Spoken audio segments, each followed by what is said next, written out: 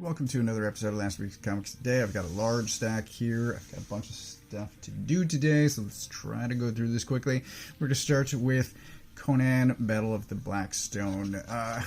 So this is the cast of characters, and this guy I think died in issue 1, possibly even the prequel, and at least one of these guys died in the first 2 issues each, and then several more died this issue. So by the end of it, there's only 3 people left alive.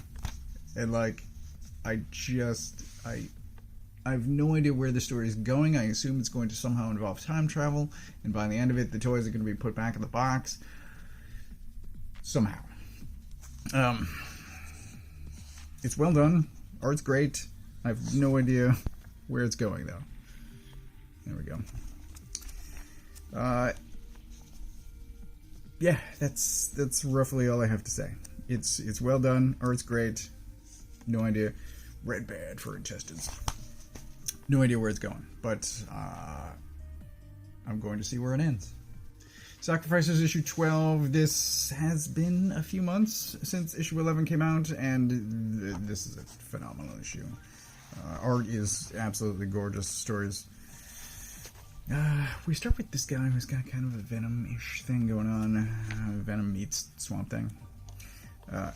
But most of this is Pigeon and her and also Pigeon's sister. And all of it is phenomenal. I mean, look at this. Look at that. It's incredible. This book is simply amazing. I love it, and it's a fight going on with these two, and the fight.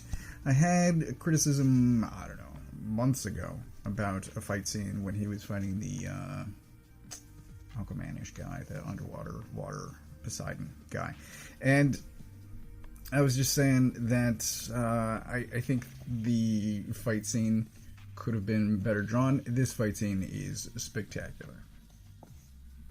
Just everything is happening. But the story as well. And this guy, oh man, is amazing. Possibly pick of the week. I haven't thought about it, but certainly a contender. Witcher, this is the end of the Corvo Bianco storyline, and it ends. It's ultimately fine. I knew kind of for the last few issues that I wasn't really enjoying the series, and I was just going along for the ride. There's also some intestines in this book, and it's fine. It's just not as good. I mean, look at this. There's a bunch of crazy stuff happening. It's just not as good as The Ballad of Two Wolves, and I wish that it were, but it's just not. And so I'm questioning Witcher books both before and after. I bought the one, but I didn't buy the other one that I was interested in just because I didn't like the art that much. This guy is still a good writer. I just, because they change artists every series, it's hard to recommend the Witcher books in general, and also a bunch of the Witcher books have been written by different people, so it's just very hit or miss. I guess I'll rely on the preview pages for future Witcher comics, but The Ballad of Two Wolves, highly recommended. This one, not so much. Absolute Superman #1. I've been hearing about this from Berg for a while. I finally got to read it, and it is awesome. Huge fan. I'm signing up for it. I had to go back and look at All In again, those pages where Darkseid is creating his Earth, and I thought, erroneously, it turns out, that the Elseworld, the Alter Earth, whatever stupid name that thing is given, that it was within the same universe as the rest of the generally accepted DC universe. And it's not. It apparently has its own universe. So when the preview pages came out, I'm like, well, Krypton is going to be the same main Krypton, and it's just a different Earth, but that's not. I was wrong. So it's in its own universe. It has its own Krypton. and this Krypton is weird. It's kind of interesting. There's a new reason for people having symbols on their chest, but really only 3 of them are shown, and one of them's for literally middle management, and it's just it's weird. Anyway, the Krypton is super interesting. It's well developed, I would say. Like, everyone's got suns or standard Superman crests, except for this Mr. Miracle looking guy, and middle management. That's hilarious. Anyway, once we get to Earth, just look at that. That's straight up Mr. Miracle. It's dissolving faces. We get to Earth, and so I could talk at length about this, and possibly that's going to happen because Berg, Josh, and I already did an Absolute Wonder Woman discussion, which will be going up possibly next week over on that channel. Anyway, Superman is well done. It develops the world, I think, more than either Absolute Wonder Woman or Absolute Batman. Both are good books. I think I enjoyed Superman the most, and part of that is both the development of Krypton and the development of the rest, the broader Absolute Earth. Other places are mentioned, previous events, whereas Batman's mostly in Gotham, and Wonder Woman is on an island, and then in whatever city that was, I don't recall. I did not look at preview. I did look at preview pages for this, but we get to Brazil, and there's these peacemakers, and it's kind of awesome. I kind of love these guys. I mean, they're dicks. They're not good people, but to use Peacemaker as just like a soldier force, I like it. I like it. I'm liking it a lot. Yeah, I could talk at length about this. In short, I will just say it looks beautiful. The story is super interesting. I'm definitely intrigued. I want to see where this goes. And because I looked at that all-in issue again, I dread the day when Booster Gold shows up in any of these books. I don't want him on this Earth. Stay far away. JSA #1. I got this because of Lemire. This is probably the first JSA book that I've ever gotten. I'm going to say that's true. And I'm probably going to get like 3 issues of this before I realize I don't care about any of these characters, and then drop it. Because I don't have any attachment to any of these people. I know who they are, roughly, but I have never read anything JSA. I don't really have an attachment to any of them, and so far this has not given me an anchor point. So it's well written, it's well illustrated, I just don't care. And this book didn't give me a reason to care. So that's where this is at. I would like to. And Lemire alone is not enough. Plastic Man, no more. This is issue 3 of 4, and like just terrible things are happening here. There was, I think it was over here actually, because while reading this I was thinking about Tom King's Omega Men, and then Omega Men actually gets mentioned over here, which is another one of those things. I'm just like, what?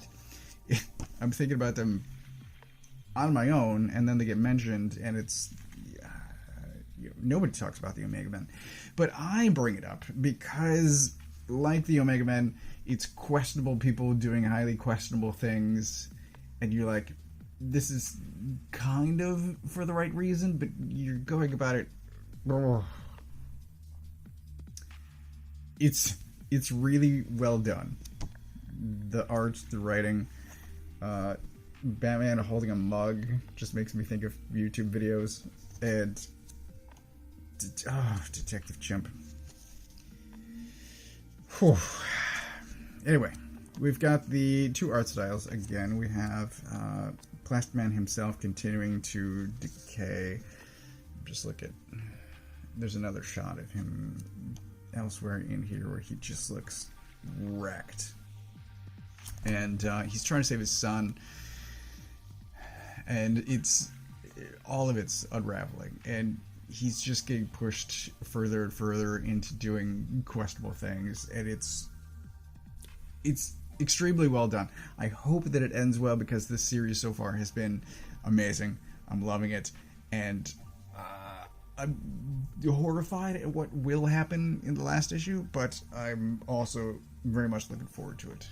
Saga issue 70, I had to read, I flipped to the back of this quickly just to see if anything was mentioned in here about, I don't want to show that page. If anything was mentioned in here about a hiatus, because this is a big round number, and I can't remember where the arcs leave off anymore, but he says here, be back soon for the penultimate issue to this arc.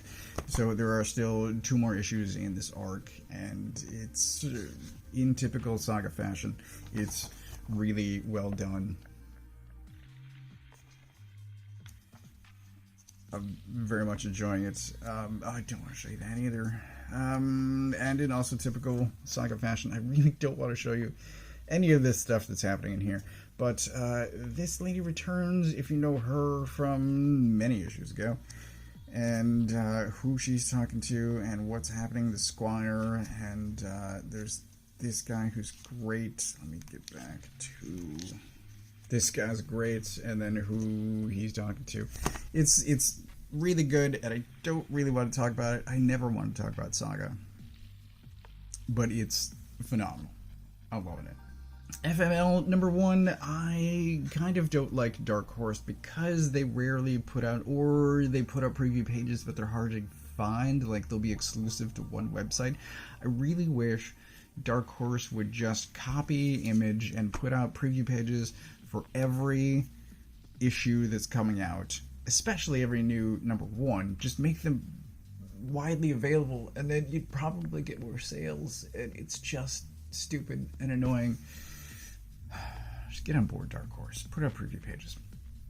So I was really uncertain about this until preview pages popped up a couple of weeks ago, and I'm like, yes, okay, I will buy this. And I'm glad that I did, but the amount of work that had to go into making that decision is just dumb. So it's great. It's probably gonna be a pick of the week tie this week, because this is also a contender. It is exceptionally well done. The story is interesting. We've got a similar clash of art styles here going on, and it's about high school. It's about friend group. They have a band going on, so in that regard, it's a tiny bit similar to Homesick Pilots, which is also a good book, and I recommend. And there's something that happens at the end of this. I'll show you the setup for it. It's here. So that should give you an indication where things are going. And then it ends with an amazing final page. And I'm already signed up for issues 2 and 3, because I think that's all that's been solicited so far. But, like, this is a great start. Writing's awesome.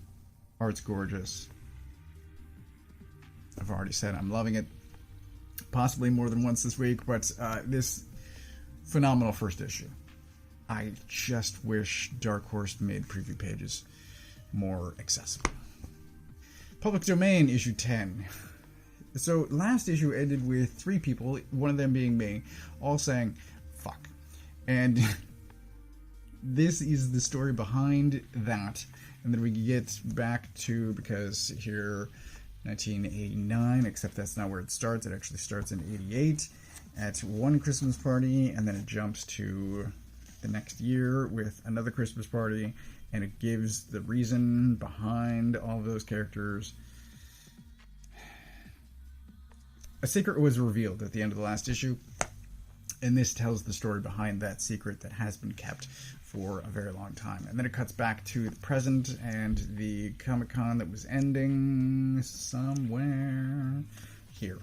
Cuts back to the Comic-Con that was ending, and again, that's also great stuff. I don't know. This is possibly at the end of an arc. It doesn't really say anything, and there's no back matter. So, I don't know. Like, there was a huge gap of time between the first arc and the start of the second, so I wish I knew these things.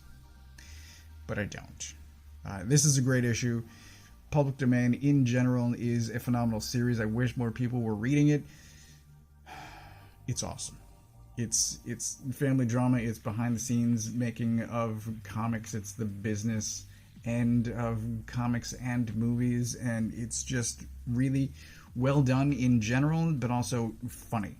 Zdarsky is amazing.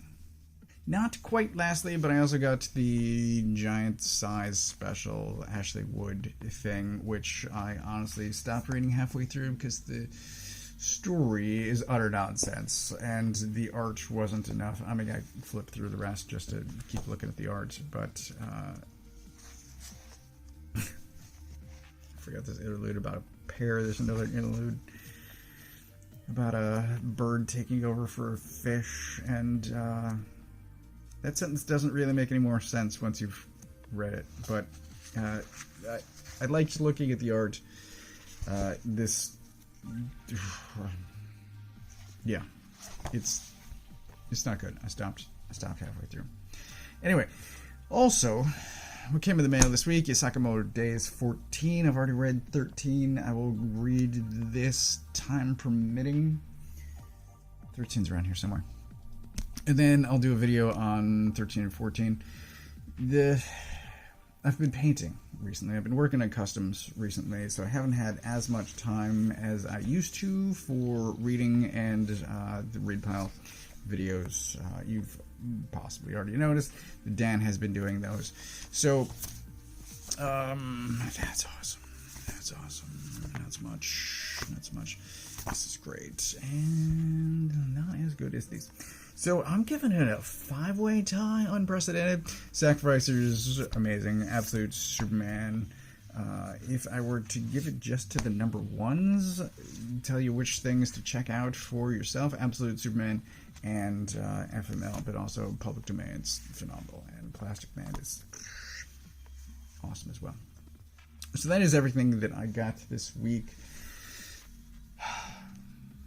I get all my books from a local comic shop, except when my wife buys things in the mail.